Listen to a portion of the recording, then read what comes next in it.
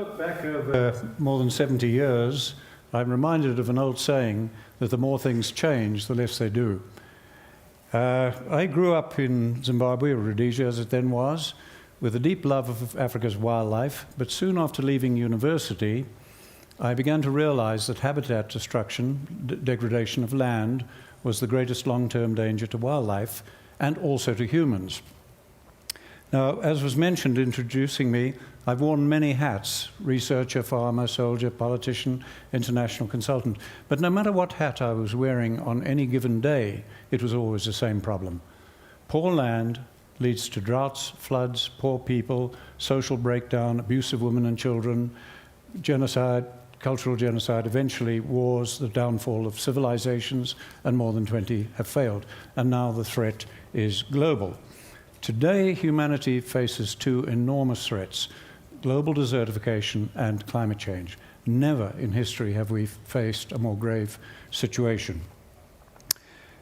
With agriculture producing way more eroding soil than food and creating the great deserts, it is causing climate change, frankly, probably as much, if not more, than fossil fuels. Now, what is most blamed worldwide is, as you know, fossil fuels and livestock for producing methane and causing land degradation, climate change. As the global situation worsens over the years, I've noticed, as probably have you, that every 10 years, roughly, we have a Johannesburg or Rio-type major international conference.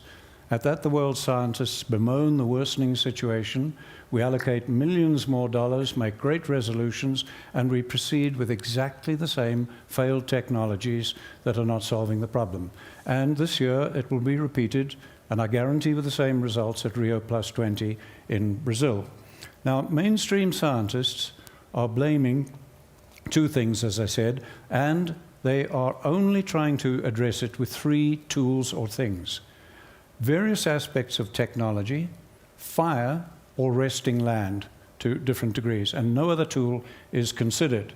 Now, if we look at these tools, and we look at the oceans, or we look at humid environments, resting land is the most powerful tool known to us to restore biodiversity and full functioning of our environment.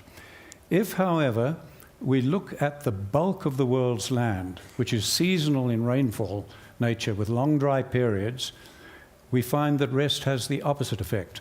This is a long-rested piece of land managed by the National Park Service of the United States, over 70 years of rest, and it's had hundreds of thousands of dollars spent on technologies to try to stop soil erosion.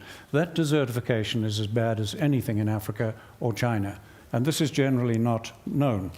Now, about 20% of the world only is under croplands. About 80% of the world's land is under grazing, livestock, other non-agriculture, non-crop production.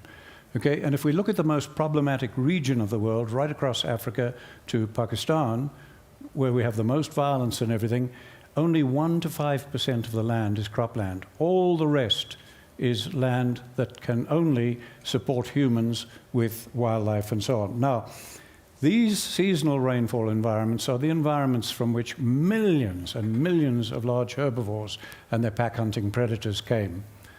And they, over the millennia, maintained the soil because annually billions of tons of vegetation grow and die every single year. And they have to be trampled, cycled, digested, biologically broken down.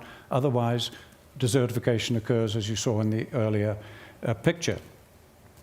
Now, in the 1960s, when I began to realize that only livestock now could save humanity, that was counterintuitive, went against every belief we have, and I was faced with a dilemma. We'd had 15,000 years of herding, and it had caused the great deserts of the world. We'd had 100 years of modern science, grazing systems, rotations, and that had accelerated desertification, even in the United States. So what were we to do? We somehow had to deal with the complexity: social, plants, erratic weather, wildlife, all of this stuff. So I just simply turned to the profession that had dealt most with that sort of complexity, the military. And I took 300 years of European experience and their immediate battlefield planning procedures that they developed and adapted it to a biological situation. That has worked for 40 years without fail.